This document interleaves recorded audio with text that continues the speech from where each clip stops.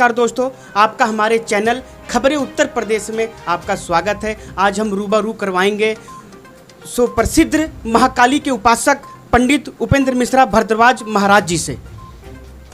जय माता दी मित्रों, आज खबरें उत्तर प्रदेश चैनल के माध्यम से मैं पंडित उपेंद्र कुमार मिश्र भारद्वाज, ग्राम हैंधना कला, पोस्ट बल्दी राय, जिला सुल्तानपुर का निवासी हूँ। जो माता महाकाली द्वारा जो प्रेरणाएँ मुझको मिली हैं, जो भी कुछ मुझको ज्ञान है, इस चैनल के माध्यम से मैं आप लोगों को कुछ ऐसी जीवन में आने वाली कठिनाइयाँ, बार बार परेशानियाँ जो भी जीवन में आती हैं, उससे मैं आपको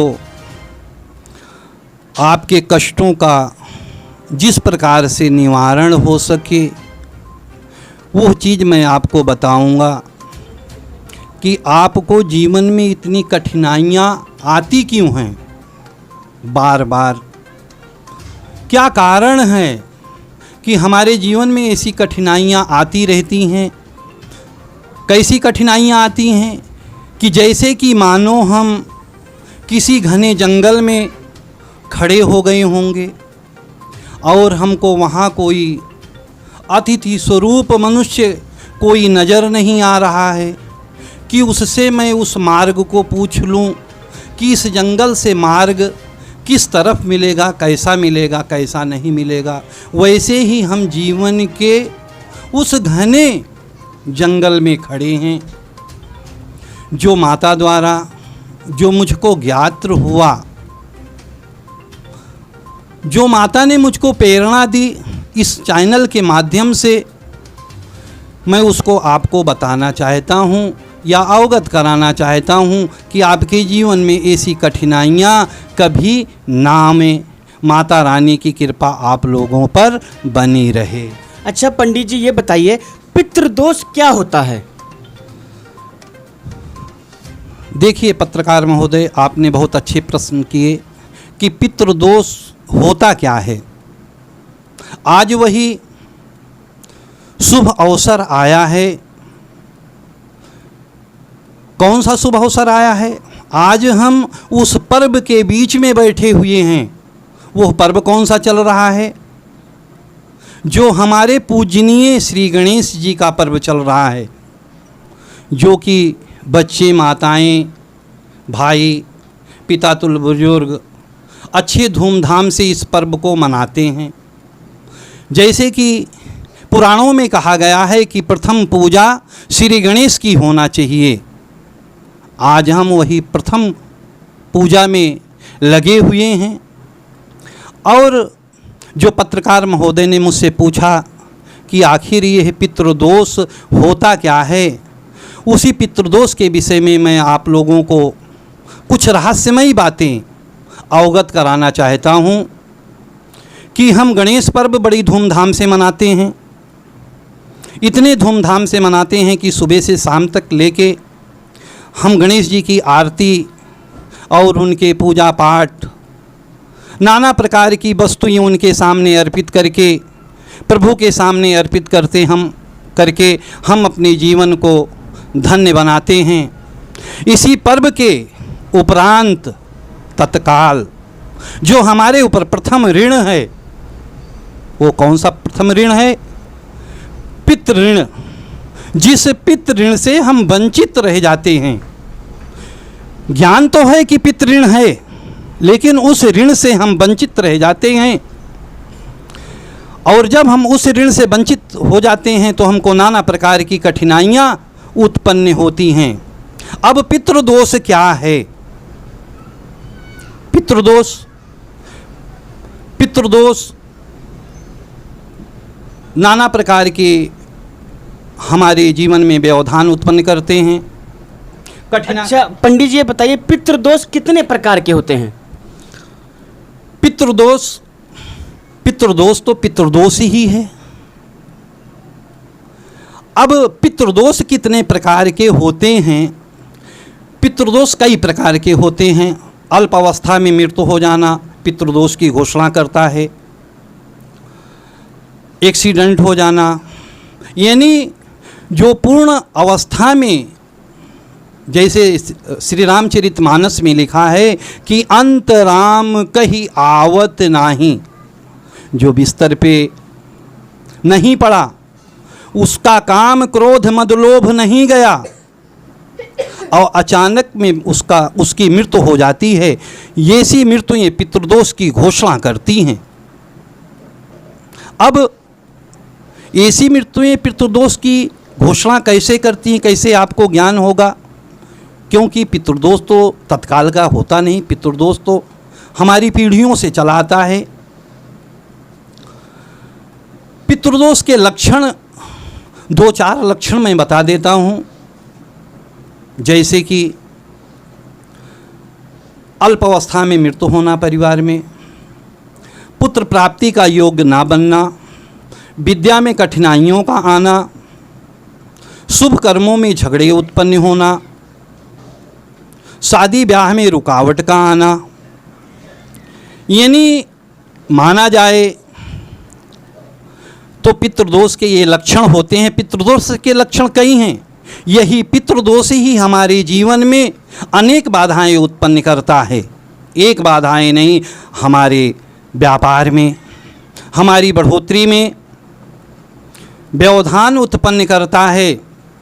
और जब हमारे घर पे ऐसी कमियां रहती हैं तो हमारे जीवन में नाना प्रकार की दुविधाएं उत्पन्न होती हैं कि क्या है, कैसे नहीं है। जैसे कि पितृदोष, पीछे मैं आपको अवगत करा चुका कि ऐसे लक्षण हैं।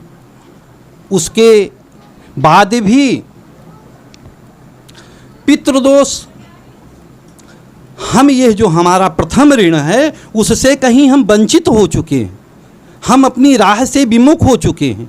जो पुराणों में लिखा है, जो हम यज्ञ तप पूजा पाठ जो भी करते हैं, दान इत्यादि करते हैं, वो अधिकतर पितरों के प्रति है।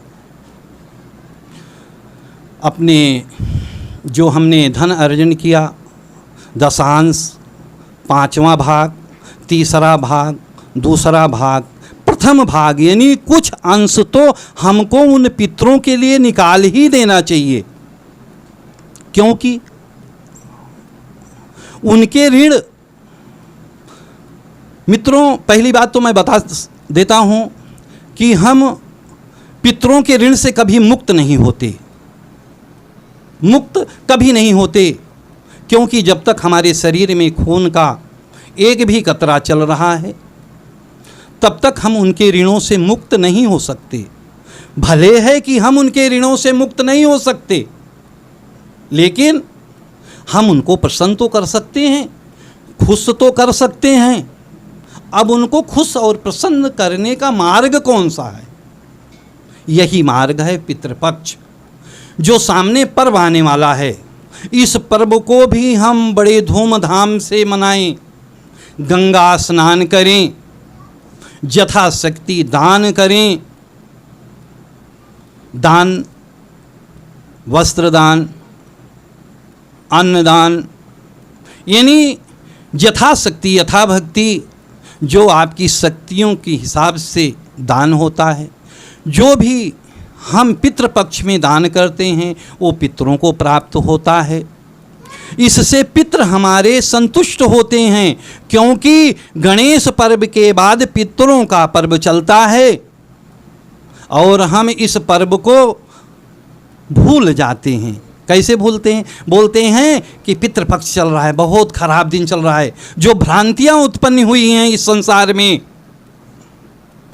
संसार की बात क्या करें, ये भ्रांतियां जो फैली हुई हैं नाना प्रकार की, ये भ्रांतियां हमारे द्वारा ही फैली हुई हैं। हम सब कुछ मिला के यही कहते हैं, क्योंकि पूर्ण ज्ञान को ना देना, किसी चीज़ को अशुभ बता देना, हम बताते तो थोड़ा हैं लेकिन लोग करते हैं ज़्यादा।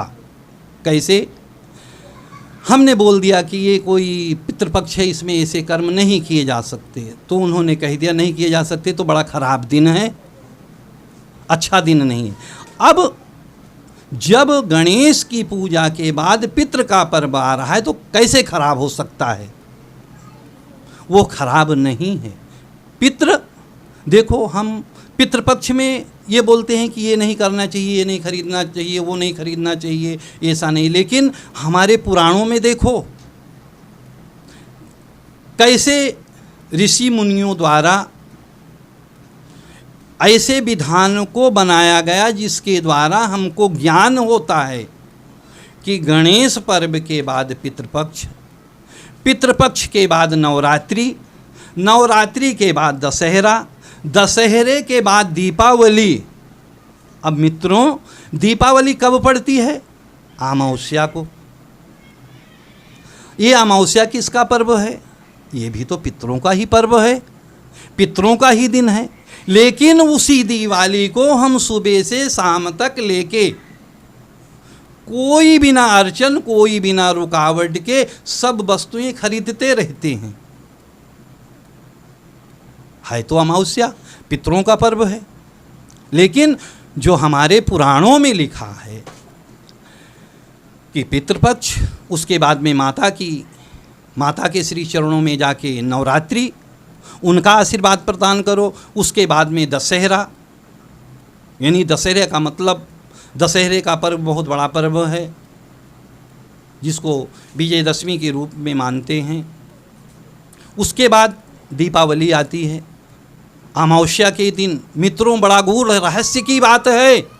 मैं इस चैनल के माध्यम से आप लोगों को बताना चाहता हूँ कि जो पितृपक्ष में हम पितरों की सेवा,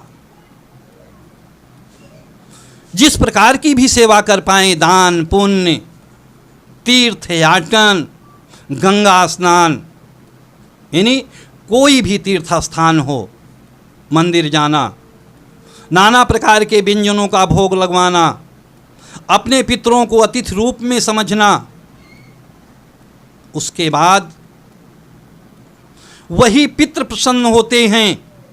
जब पितृ प्रसन्न होते हैं, उसके बाद में वो फलस्वरूप माता के श्री चरणों में भेजते हैं कि हे मेरे पुत्रों, तुम माता की शरण में जाओ। तो हम नवरात्रि पर्व मनाते हैं। ज्ञान देने वाला तो मेरा पिता ही होता है, दूसरा तो कोई ज्ञान नहीं दे सकता। आज मेरे पितृ इतने प्रसन्न हैं कि वो बोल रहे हैं, हे पुत्र, तुम माता की शरण में जाओ, माता की धूमधाम से आरती करो, पूजा करो, पाठ करो, नाना प्रकार से उनकी आरती उतारो। अगर माता प्रसन्न हो गई तो समझो सब प्रसन्न हो गए। अब कौन ज्ञान दे रहा है? वही हमारे पितृ ज्ञान दे रहे हैं। उसके बाद माता प्रसन्न हुई।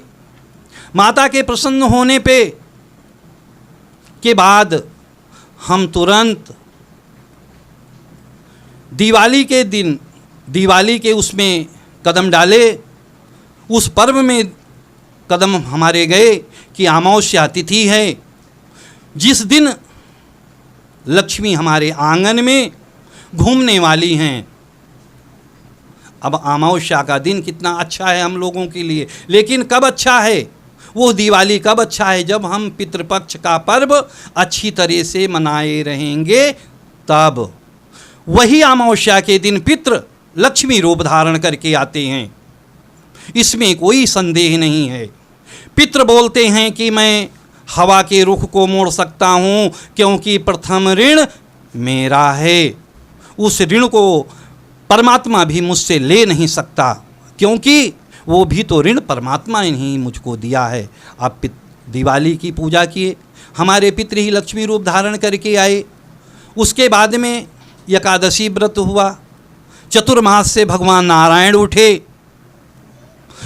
तुलसी विवाह आरंभ हुआ। वहीं से हमारे सनातन धर्म में शादी ब्याह का कर्म चालू हो जाता है। ये हमारे पितरों की कृपा, कि जब तक पितृ की कृपा नहीं होगी तब तक हमारे घर में कोई शुभ कर्म नहीं होता। वैसे आपने सुना होगा, जो आपके घर में ब्राह्मण बंधु आते हैं, नवग्रह की पूजा कराते हैं, उसमें कहते हैं कि राहुर बाहुबल, यानी जो राहु है वो बाहु बल बढ़ाता है, और केतु कुलस्य उन्नति, अब केतु कुल की उन्नति कराता है। पंडित जी अच्छा ये बताइए, कैसे पता लगेगा लोगों को कि उनको पितृदोष है, उसके बारे में कुछ बताइए, लोगों को कैसे पता चलेगा? मित्रों, मैं इस चैनल के माध्यम से आपको लोगों को बताना चाहता हूँ कि वैसे भी मैंने आपको पितृदोष के विषय में 2-4 बातें बताई कि जैसे शादी ब्याह में रुकावटों का आ जाना, पुत्र प्राप्ति का योग ना बनना परिवार में, विद्या प्राप्ति ना होना, शुभ कर्मों में अड़चने आना, व्यापार में रुकावटों का आना, और कहने का मतलब ये है मित्रों कि यही पितृदोष ही, यही जो पितृदोष हमारे परिवार में व्याप्त होते हैं, यही पितृदोष कुंडली में भी काल सब दोष की घोषणा करते हैं। कुंडली में काल सब दोष होना ही पितृदोष की घोषणा करता है। अब एक एक परिवार में देखा जाए तो कभी कभी लोग मुझसे पूछते हैं कि गुरुजी, हमारे परिवार में 10 सदस्य हैं और 10 सदस्यों के कम से कम उसमें 4-5 सदस्य ऐसे हैं कि जिनकी कुंडली में कालसर्प दोष है। अब कालसर्प दोष की पूजा हर एक की कराई जाए तब तो हम जीवन भर उसी पूजा के उसमें पड़े रहेंगे। तो मित्रों, इस चैनल के माध्यम से मैं बताना चाहता हूँ कि यही राहु और केतु आपकी कुंडली में कालसर्प दोष उत्पन्न कर रहे, यही ग्रहण दोष बना रहे, यही चांडाल दोष बना रहे, यानी नाना प्रकार के कुंडली में दोष जो हैं उत्पन्न करने वाले कौन है? राहु और केतु। और इससे ही ब्राह्मण बंधु लोग बताते हैं कि आपके यहाँ पितृदोष है। अब पितृ तो हमारे एक हैं मित्रों। मेरे इस वीडियो को आप ध्यान से सुनना, ध्यान से समझने की कोशिश करना, तब आपको ज्ञान होगा कि हमारे पितृ तो एक हैं, लेकिन ये राहु और केतु 2 कैसे हैं। अगर यही चीज़ हम अपने जीवन में याद रखें तो हो सकता है कि आने वाले समय में कभी हमारे बच्चों की कुंडली में कालसर्प दोष उत्पन्न ना हो, या चांडाल दोष उत्पन्न ना हो, या ग्रहण दोष उत्पन्न ना हो। नाना प्रकार के दोषों से आप मुक्त हो जाएंगे। लेकिन कब? जब आप पितरों को मनाने का कार्य, अगर आपके पितृ रूठे उनको मनाने का कार्य बराबर पितृपक्ष में करते रहेंगे, और पूजा पाठ के समय भी उनका नाम बड़े गौर से, बड़े ध्यान से लेंगे, बड़े प्यार से लेंगे, क्योंकि संसार प्यार का भूखा है, देवी देवता भी प्यार के भूखे हैं, हमारे पितृ देवो भव जो देवता बोलते हैं वो भी प्यार के भूखे हैं। अगर हम उनको पूजा पाठ हमेशा जब करने बैठते हैं, हम अपने अगर पितरों की प्रसन्नता के लिए 2 मिनट उनके श्री चरणों में जाके, और हम वही आदिशक्ति प्रारंभा जगदम्बा से हम अपने पितरों के लिए मांगते हैं कि हे माता, मेरे पितरों को मना और उनकी सद्गति करा, क्योंकि हे माता, हमको तो देव दृष्टि है नहीं, क्योंकि मनुष्य योनि में देव दृष्टि नहीं है, पितृ योनि में देव दृष्टि है, देव योनि में देव दृष्टि है। देवता भी मुझको देख सकते हैं, पितृ भी हमको देख सकते हैं, लेकिन मनुष्य योनि में देव दृष्टि ना होने के कारण ना हम पितरों को देख सकते हैं, ना देवताओं को देख सकते हैं। जब देख नहीं सकते तो नाना प्रकार की गलतियां होती हैं। उस गलतियों को हम पूजा पाठ के समय क्षमा मांग सकते हैं। जो हमारा प्रतिदिन का दिनचर्या है उसमें क्षमा मांग सकते हैं। माता से उनकी विनती यानी माता से विनती कर सकते हैं कि हे माता मेरे पितरों की मुक्ति करा, या माता उनको अपने श्री चरणों में ले। माता और प्रभु सब कुछ कर सकते हैं, कोई ऐसा कार्य नहीं है कि जो माता और प्रभु ना कर सके। लेकिन अच्छा पंडित जी, अब ये बताइए पितृदोष का निवारण कैसे किया जाता है? मैं इस चैनल के माध्यम से मैं आपको बताना चाहता हूँ, पितृ निवारण के बहुत से विधान हैं। अपने अपने विधान, अपने अपने कर्म। पहली बात तो हमको जब भी हम गंगा स्नान करने के लिए जावें तो जैसे हम अपने बच्चों को बोलते हैं कि बच्चों तैयार हो जाओ कल मेला चलना है, तो बच्चे तैयार हो जाते हैं। अगर हम उन बच्चों को नहीं बोलेंगे तो बच्चे तैयार नहीं होंगे, वो मुंह को देखते रहेंगे। वही गुण हमारे पितरों के अंदर भी है कि जब हम गंगा स्नान के लिए जावें, कहीं तीर्थाटन पे जावें, तो हमको अपने पितरों को हफ्ते 10 दिन पहले बोलना चाहिए कि हे पितृदेवता ये स्नान आपके लिए, क्योंकि गंगा पितृ तारिणी हैं। गंगा पितृ तारिणी है। जब भी हम गंगा स्नान जावें तो अपने पितरों को आमंत्रित करें हफ्ते 10 दिन पहले कि इस दिन चलना है, ये स्नान आपके उपलक्ष्य में है, आप अवश्य चलो। जब समझो कि आपके मार्ग में कोई रुकावटें नहीं आई, रुकावटों का मतलब घर में झगड़े भी हो सकते हैं, नाना प्रकार की अड़चनें आ सकती हैं। जब ना किसी प्रकार की अड़चनें आ जावे, घर में झगड़े हो जावें या किसी प्रकार की कोई कला उत्पन्न हो जावे, तो ये समझ लो कि हमारे पितर नाराज़ हैं, वो स्नान करना नहीं चाहते। तो उसमें ज़बरदस्ती नहीं करना चाहिए। हमको खुद को स्नान करने नहीं जाना चाहिए। कब तक? कि जब तक हम मनाते रहें कि पितृदेव भव, सब लोग चलो स्नान करने के लिए। आपके जीवन में ऐसा समय आ जाएगा कि आप बेफिक्र होके आप गंगा स्नान करने के लिए चले जाएंगे और आपके साथ पितृ भी चले जाएंगे, वो भी स्नान कर लेंगे, क्योंकि गंगा पितृ तारिणी है।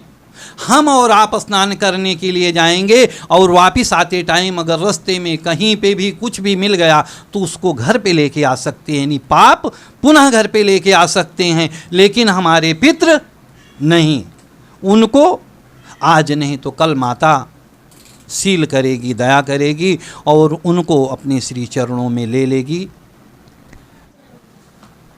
चलो पंडित जी, आप हमारे चैनल के माध्यम से देख रहे सभी दर्शकों को क्या कहना चाहते हैं?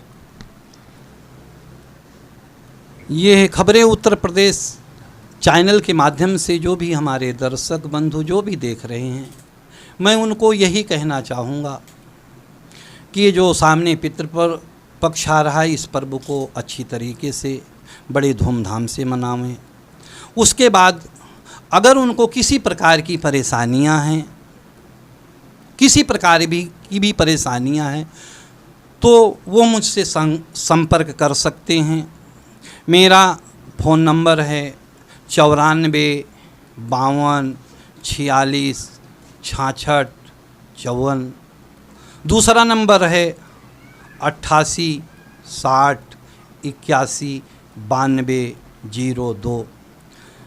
हमसे कोई भी प्रश्न पूछने में एक पैसे नहीं लगेंगे। उनके एड्रेस जो भी पता होगा उसके द्वारा मैं उनको यह चीज़ बता सकता हूं कि उनको किस चीज़ से परेशानियां हैं, उनके पितृ कैसे हैं, कौन हैं, क्या नहीं है, जो भी नाना प्रकार की परेशानियां हैं उसके निवारण के लिए मैं उनको उपचार बता सकता हूं। कब? जब वो फ़ोन करके मेरे पास संपर्क करे। अगर कोई भी परेशानियां हैं, शादी ब्याह में रुकावटें हो रही हैं, कोई शारीरिक तकलीफ़ बढ़ गई है, बहुत बड़ी बड़ी तकलीफ़ें, अस्पताल के दौड़ भाग लग रहे हैं, कोर्ट कचहरी के मुकदमे के, यानी नाना प्रकार की, यानी हमारे जीवन काल में एक परेशानियां नहीं, बहुत सी परेशानियां होती हैं। उस परेशानियों का निवारण आप कहीं पे भी रह के फ़ोन द्वारा हमसे पूछ सकते हैं, उसका उपचार भी पूछ सकते हैं। जय माता दी मित्रों। ठीक है।